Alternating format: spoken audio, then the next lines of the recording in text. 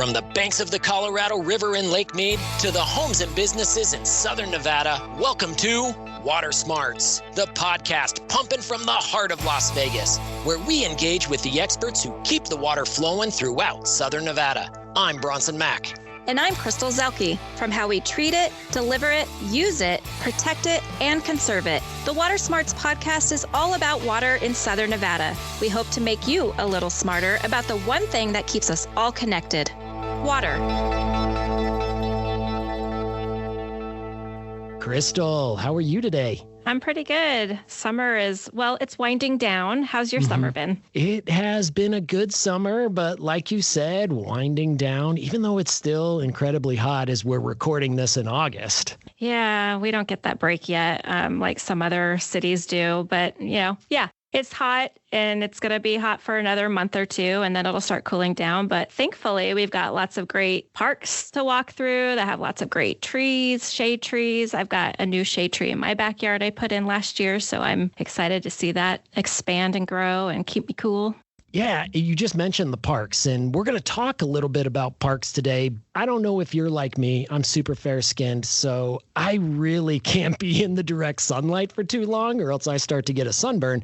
So I am one of those people, when I'm at the park, I'm looking for the shade. I'm looking to hang out by the trees and in the shade, not only to keep cool, but more than anything, just to keep from getting sunburned. Are you kind of like that too, or are you more of a sun worshiper? Well, I'm a sun worshiper, but I'm usually at the parks walking my dogs. So we like to find shade for them. So yeah, I'm always looking for shade. And I'm also in awe of the amazing big trees that I find at the parks that I wish I could have in my backyard. But yeah, so you're a sun worshiper. I'm a shade worshiper. But either way, we both appreciate the trees and the shade at the parks that we have in our community. And today we're going to be talking to Preston Goodman from the City of Henderson. Preston is the city's municipal forester, and he's been overseeing several water conservation projects at the City of Henderson's various parks. Preston, hey, welcome to the Water Smarts podcast. Bronson, Crystal, it's great to see you guys, and I'm really glad to be here today and talk about what Henderson's doing for our conservation efforts. Well, we are really glad that you are here and sharing that good work with our listeners here on the Water Smarts podcast. Now, Preston, you've been with the City of Henderson for more than 2 decades, correct? Right? We're working for the Parks and Rec Department. Did we get that right? That is correct. I actually started in 1999, so 26 years later, still here. Oh, that is outstanding, because I guess a lot of people don't think about Las Vegas as being a place where there's a lot of trees or even the need for an urban forester. But hey, I think you're going to be sharing with our listeners just the value that you bring to the City of Henderson and this community in the work that you do. So let's dive in here, because I think most of our listeners understand that public parks provide a good benefit to the community, a good resource to your neighborhood. It's always nice to be able to take the family out to the park and be able to use that open space. But can you explain what a municipal forester is? What do you do? How does your work impact this community? So municipal forester takes care of the urban forest. Most people get confused because they think that there are no forests besides what's in the mountains. But the urban forest consists of everything you see in parks, neighborhoods, up and down streets, basically everything that's contained within the city. So as the municipal forester, I oversee that urban forest. I try to go out and make sure that trees are healthy, doing their job, because we all want good trees because we want that shade living here in the desert. We also look for best species, and as times change, sometimes those species change. So those are things we try to make our residents aware of, and we do the same thing in our parks. We try to use our parks as an example of what our residents should be doing. Preston, do trees last forever in this valley? This valley? No. Mm-hmm. No. The only tree that lasts forever here is up on Mount Charleston, the bristlecone pines. That's it. That's about the only one. 4,000 years. That's pretty good. You get different trees. Like we have in the older parks are mulberries that have been there for 60 years. Now, we don't plant those anymore because of the allergen problems with them. But another one is the olive trees. We have some very old olive trees. And although those ones are allergent, now they're all fruitless olives is what you buy to put in your house, non-allergent. And those will live 2,000 to 3,000 years. No kidding. Yeah. What are you seeing on, can I just ask you what you're seeing on pine trees, the Mondale, the Afghan? Yeah, it's a lot of decline. Usually you see it at the top. It'll get in the tips and it'll brown, but after about 6 months to a year, those brown will fall out and new needles come in. So it's more of an aesthetic thing than probably a heat stress situation. And then it replaces and recovers. And then there is some speculation that there's a microscopic insect that could be involved, but forestry people are working on that one. So Interesting. We don't plant as many pine trees as we used to. That's probably a good thing, right? Yeah. Especially because they're not as heat tolerant. Yeah. And if you got a tree that's not heat tolerant, correct me if I'm wrong, it doesn't matter how much you water that tree. No. That tree is going to continue to struggle. No. People continue to try to put crepe myrtle in the ground. And it just, in California, it's a great tree. Here, it's just too hot. Purple leaf plum? Same. I put that on my not if, but when it dies. Yeah, once you get it planted, if it even really gets itself established, other than just kind of being that spindly little stick. I've got a couple in my neighborhood that are gorgeous. They're huge, but they're like the only ones I've ever seen that are that big. So I was just going to say, when I tell people don't plant the plums, I always put a little caveat in there. That doesn't mean you won't find one or two that survive because they have just the right exposure or other trees guarding them. There's situations where they will work. I mean, I've actually seen a couple magnolia trees here, which most people wouldn't think is possible. And in general, it's not. You see ash trees failing everywhere. And that was for the last 25 years. That was the favorite shade tree. Beautiful tree. But yeah, we're seeing them stressed out all over. If not just die off. Yeah, you just watch and you'll see a little bit of dieback right in the top. And then it'll usually die right through the middle. And then you have maybe 2 years. But we're replacing those with things like shoestring acacia. That's like the bulletproof tree. They don't have any diseases. They don't have any insects. They don't break branches or fall over like some trees do in storms. They're a great street tree because they handle reflected heat really well. And they also handle a small soil volume. Interesting. They're a little messy, but beyond that. So that's the only downside. Man, I could talk trees with you all day. All right. Real easy. So Preston, today we want to talk about the City of Henderson's efforts to be more sustainable and reduce its water use. For several years now, the city's been strategically replacing water-thirsty grass and adding more desert-adapted plants and trees at the parks and other areas owned by the city.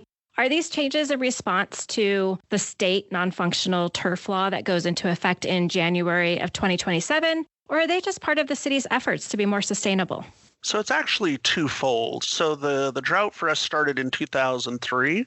City of Henderson at that time realized very quickly that as time moved forward, we weren't going to be able to have enough water to take care of things the way they were. So we started making changes and removing unnecessary turf in 2003.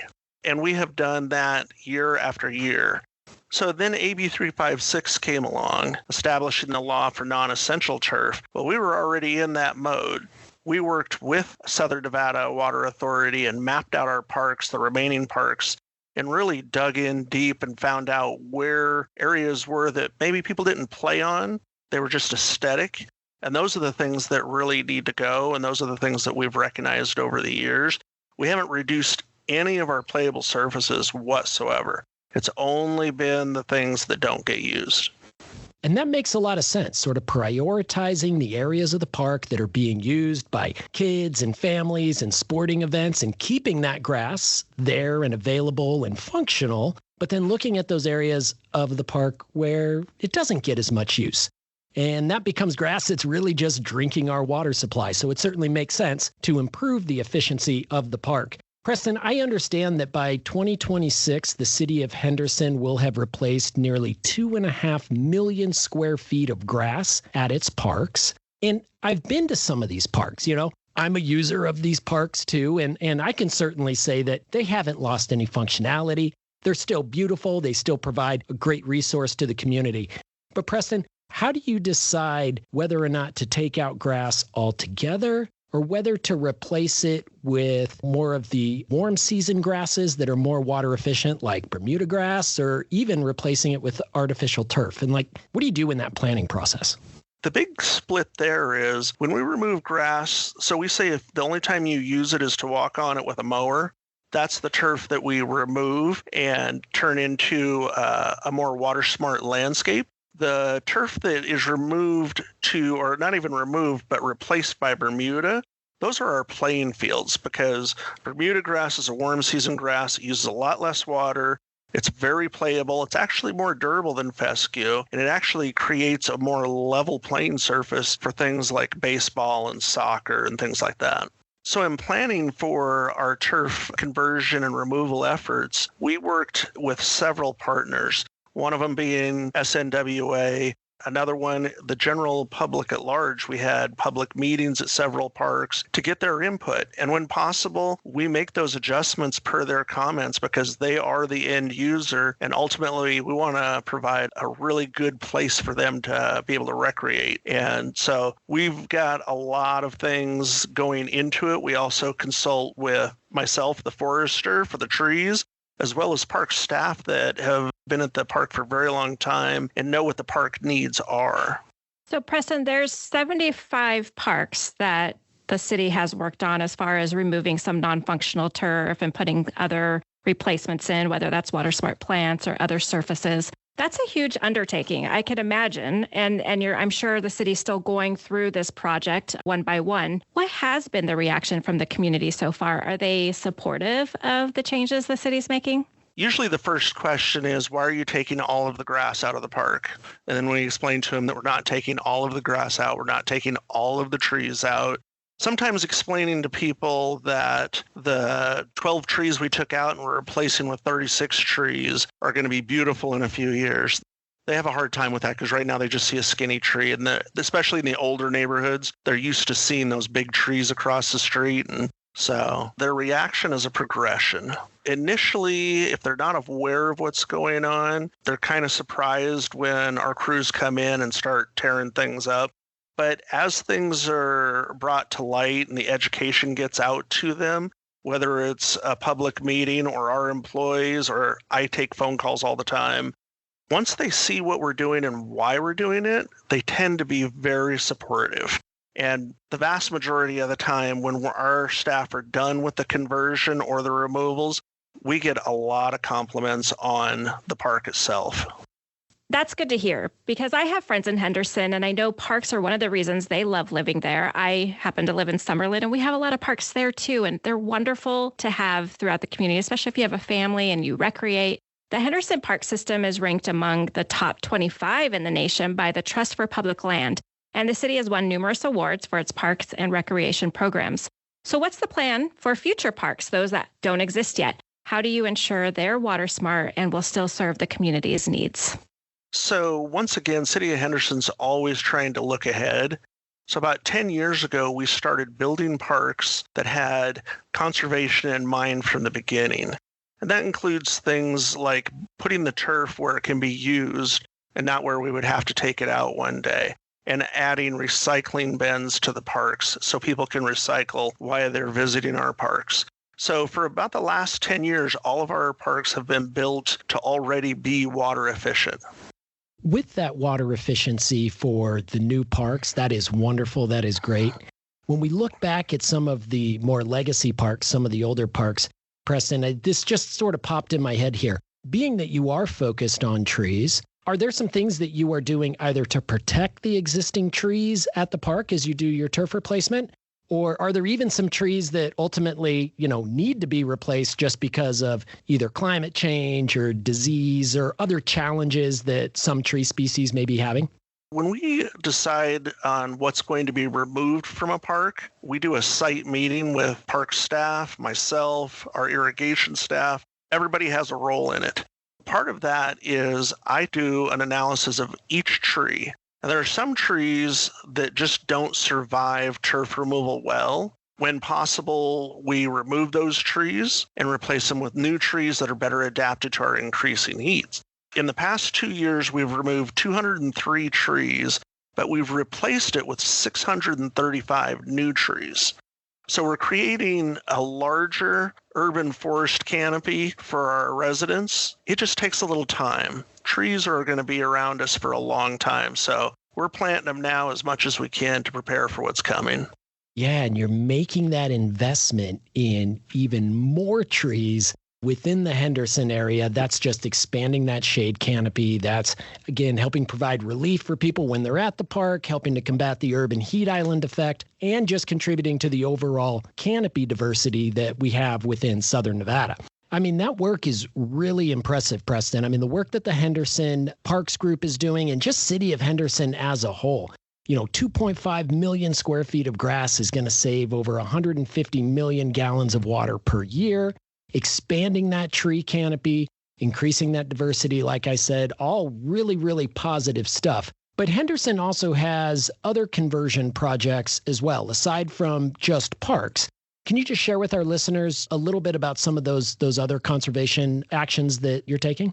Sure. So in response to the climate situation in general, the City of Henderson has created an all-in Henderson Sustainability and Climate Action Plan, which is the city's response to address climate challenges in our community and create a more sustainable future. The plan will allow for a collective opportunity to build resilience to these impacts while conserving water, improving air quality, increasing energy efficiency, and ensuring a high quality of life for our residents. When we say all in, so it's everybody. So it's not just parks. We've done things like converting all of our lights in the parks and trails and throughout Henderson from standard lights to LED lights that use less power. A lot of our trails, they now have motion sensors on the lights. So the lights aren't on all night burning. They come on as you approach them. So there's lots of projects like that across the city in every department because we want to do what we can to conserve all of our natural resources. Yeah, and that's what it takes, right? It is all hands on deck, everybody contributing. We know that residents are doing their part, replacing grass at their homes, following the seasonal watering restrictions. Commercial businesses are also replacing their grass under AB 356 and the non-functional turf law. The same law that you referenced there, Preston, for the work that you're doing at your parks. And then, of course, the municipalities like the City of Henderson and others in our valley, really making sure that their facilities and their properties are as water efficient as possible. That is what it takes for all of us here in Southern Nevada to really begin to, I shouldn't say begin, I should say to continue adapting to these climate challenges. Hey, real quick before we let you go, where can people find more information about the City of Henderson, the water conservation programs, and, maybe even provide some input if you were looking for input from your citizens? So there's two ways they can do it. They can go to cityofhenderson.com and submit a Comcate. It's just a little button right at the top that says Contact Henderson. You have a question or input, and we read all of those. You can also click on the button for Parks and Recreation, and it'll give you a complete overview of what our water conservation projects are currently. Well, Preston Goodman, thank you so much for joining us here on the Water Smarts podcast and sharing all of the work the City of Henderson is doing. The City of Henderson residents are obviously in very good hands, especially their parks, knowing that you're putting forth this kind of effort to not only improve the efficiency of those parks, but protect those trees and expand that tree canopy. Thanks for joining us on the Water Smarts podcast. Bronson, Crystal, thanks for having me. It's always a pleasure to talk to you guys and see what's going on around the whole town. Well, we look forward to having you back. Thanks. Good information. I really like talking to Preston. Yeah, he had a lot of good information about all the different changes that are going on in Henderson throughout the parks. A lot of this stuff, touching on, is it when we change warm season? Is it fescue is warm season? I always get this one confused. Bronson. Fescue is cool season grass because it's green year round. Yeah. Bermuda is warm season grass and it goes dormant in the winter, so it turns brown. Right. So some of these parks are swapping cool season for warm season. Yeah. Not only parks, but we've even seen golf courses do full conversion to Bermuda grass in this valley. So not an uncommon thing. We're going to have to kind of get used to the fact that the grass is going to go brown in the winter, but it's still completely functional, completely usable, even though it's dormant. Right. And really, at the end of the day, who cares if it's brown for a little bit? I mean, we're not spending as much time outside in the winter anyway. We know everything else goes dormant. It's taking its winter nap like bears do. Yeah, exactly. So, but I just think it's interesting to hear.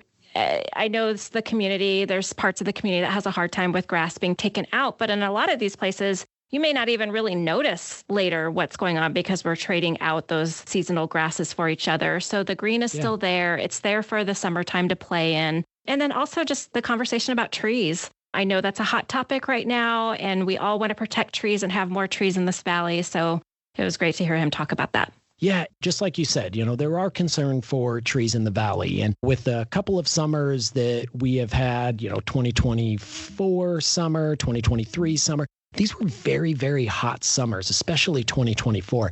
And there was a lot of heat stress that, the trees within our valley experienced, the various pine tree species, the ash tree, the purple leaf plum. These are trees that, based on some analysis that the Water Authority did in 2017, they are not going to adapt to the warmer, drier future ahead. And that is a good, at least, indicator for us that we also need to be looking at these trees. We need to look at our legacy tree canopy, and we also need to be thinking about succession. And that's what the City of Henderson is doing there, right? He talked about removing a handful of trees from a park, but replacing it with a whole lot more trees, almost like 3 or 4 times as many trees. So that's a good trade-off. That makes a whole lot of sense. So, well, that's it for this episode here on the Water Smarts Podcast. We hope you subscribe and listen next time. And if you like the show, give us a rating. It helps us reach more Southern Nevadans. And if you'd like more information on conservation, water quality, water technology, and all the things that you need to be water smart, you can find those tips, videos, and other resources on our website at snwa.com. Thanks for listening, and we'll see you here next time on Water Smarts.